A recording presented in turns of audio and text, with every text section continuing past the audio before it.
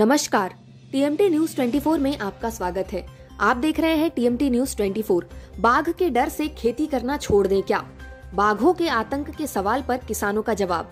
अब बाघ की चौगान की ओर आगे कूच। कल 20 नवंबर को चौगान इलाके में पगमार्ग देखे गए।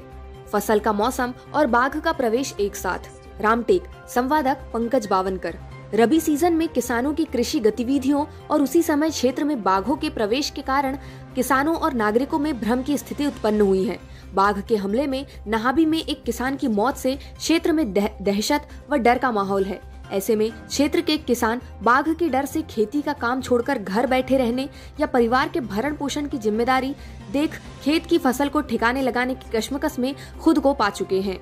लेकिन आज 21 नवंबर को मांदरी क्षेत्र के किसानों से बाघों के आतंक के बारे में पूछा गया तो क्या अब बाघों के डर से खेती करना छोड़ दे, ऐसा सवाल उन्होंने उठाया है।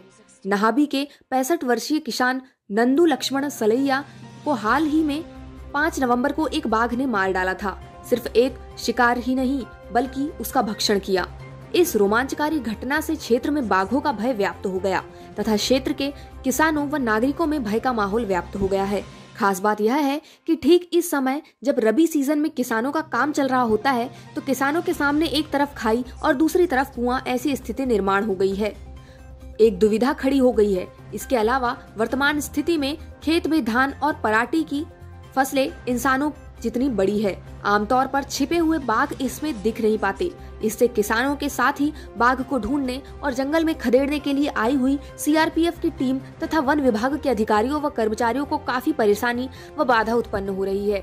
बहरहाल आज 21 नवंबर को बाघ आतंक को लेकर मांदरी खेत परिसर के किसानों की राय लेने का प्रतिनिधि ने प्रयास किया तो क्या बाघों के डर से हम खेती करना बंद कर दें? ऐसा क्रुद्ध करने वाला प्रश्न ही उन्होंने उल्टा प्रतिनिधि के सामने खड़ा किया।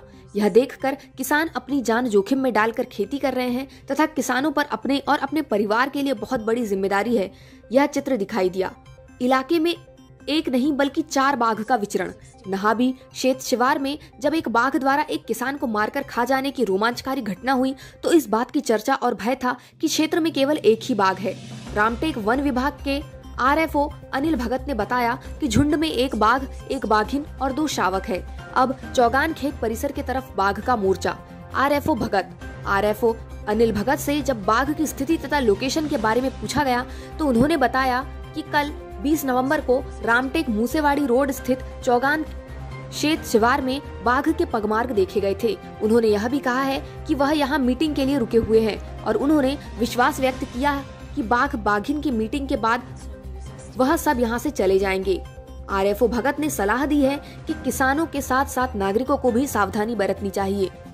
ग्रामस्थों के एक कॉल पर सुरक्षा दल होता है हाजिर। बाघों ने परिसर में बड़ा हड़कंप मचाया है। एक किसान की जान जाने के बाद यहाँ पर वरिष्ठों के आदेशानुसार सीआरपीएफ के जवानों का दल तैनात हुआ है।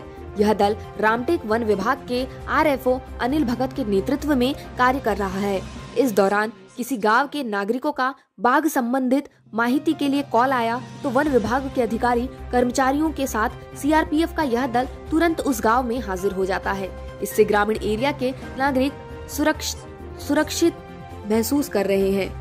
सुभाष महादेव मोरिसिया पोलीस पाटील, चौगान, तालुका रामटेक, जिल्हा नागपूर। हा गावी सकाळी वाघाच्या पायाच्या ठस्याचे निशाण आढळण्यात आले तेव्हा आम्ही वन विभाग टीमला बोलवण्यात आले। तेव्हा वन विभाग टीम आली आणि पायाच्या ठस्याचे परीक्षण केले तेव्हा त्यांना असं वाटण्यात आले की हे वाघिणीचे पायाचे निशाण आहेत।